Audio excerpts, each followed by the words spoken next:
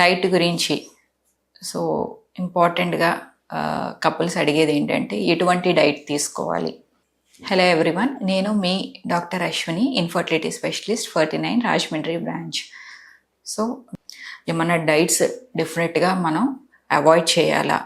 So vegetarian డైట్లో ఏమి avoid చేయాలి, నాన్ వెజిటేరియన్ డైట్లో ఏమి అవాయిడ్ చేయాలి? సో నాన్ వెజిటేరియన్ డైట్లో వచ్చేసరికి మనకి egg, chicken or mutton, fish ఇవన్నీ ఉంటాయి.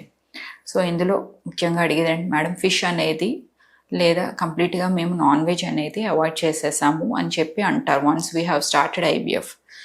సో యాక్చువల్గా చెప్పాలంటే ఐవీఎఫ్ చేయించుకున్నప్పుడు మీరు డైట్లో మేజర్ చేంజెస్ అనేవి ఏమి తీసుకోవాలనుకుంటే ఫస్ట్ ఆఫ్ ఆల్ అందులో మీరు ఏం చూసుకోవాలి, మీరు ఏ డైట్ తీసుకున్నా కూడా రిక్వైర్మెంట్స్ ఎలా ఉన్నాయనేది మీరు గమనించుకోవాలి. సో గుడ్ ప్రోటీన్ ఉండాలి, మినరల్స్ అండ్ మల్టీవిటమిన్స్ అనేవి ఉన్న ఫుడ్ చాయిస్ చేసుకోవటం. సో కొద్దిగా కార్బ్స్ తక్కువ ఉండేటట్టుగా, సో ఎసెన్షియల్ ఫ్యాట్స్ అనేవి ఉండేటట్టుగా, ప్లస్ గుడ్ హైడ్రేషన్, ఇవన్నీ మెయింటైన్ అవుతున్నాయి అని అంటే ఫుడ్. సో అది ఇందులో ఎక్కువ ఉంది అనేది మీ డాక్టర్ మీకు ఇచ్చే డైట్ చార్ట్ని మీరు కంటిన్యూ చేస్తూ సో ఐవీఎఫ్ చేయించుకోవచ్చు, ఎంబ్రియో ట్రాన్స్ఫర్ చేయించుకోవచ్చు, డ్యూరింగ్ ప్రెగ్నెన్సీ కూడా దాన్ని కంటిన్యూ చేయొచ్చు. బట్ చాలామంది ఏంటంటే ఐవీఎఫ్ తీసుకుని ప్రెగ్నెన్సీ ప్లాన్ చేసుకుంటున్నప్పుడు or during IVF pregnancy carry చేస్తున్నప్పుడు నాన్ వెజ్ మేము పూర్తిగా అవాయిడ్ చేసేయాలని అడుగుతారు. సో నాన్ వెజిటేరియన్ పూర్తిగా అవాయిడ్ చేయాల్సిన అవసరం లేదు. So home cooked food and మీరు కరెక్ట్గా దాన్ని చాయిస్ చేసుకునే ఫుడ్ కూడా మీరు వన్స్ మార్కెట్కి వెళ్ళి తీసుకుని వస్తున్నప్పుడు అది ఎలా ఉంది అని చూసుకోవాలి. ఏదైతే మీట్ అది ఫ్రెష్గా ఉందా లేదా చాన్నాళ్ళ నుంచి ఫ్రోజన్గా ఉందా లేదా అనేది మీరు చూసుకోవాలి.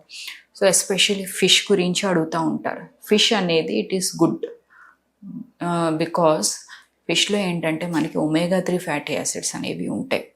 సో ఫిష్ని డెఫినెట్గా మీ డైట్లో ఇంక్లూడ్ చేసుకోండి.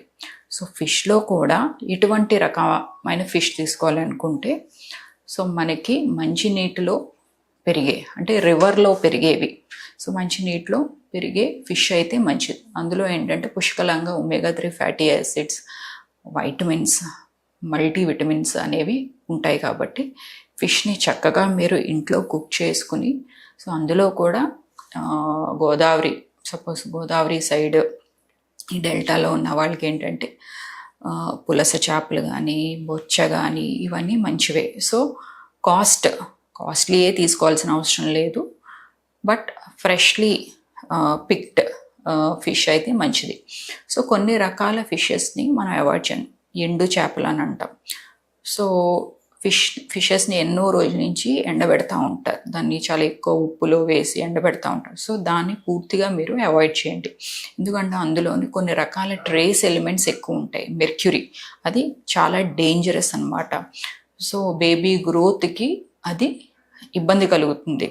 సో మెర్క్యూరీ ఎక్కువ ఉండటం వల్ల ఏంటంటే టెరటోజెనిక్ అనమాట. సో కొన్ని రకాల ఫిషెస్ని ఇలా ఎండబెట్టిన చేపలు మనం పూర్తిగా అవాయిడ్ చేయమని చెప్తాం. బట్ మంచినీటిలో పెరిగే ఫిషెస్ని మీరు తీసుకోవచ్చు. మీ డైట్లో వీక్లీ 2 తీసుకున్నా ఏ ఇబ్బంది అనేది ఉండదు. కొంతమందికి రేర్గా ఎలర్జీ అనేది ఉంటుందన్నమాట. సో కొన్ని రకాల ఫుడ్స్కి.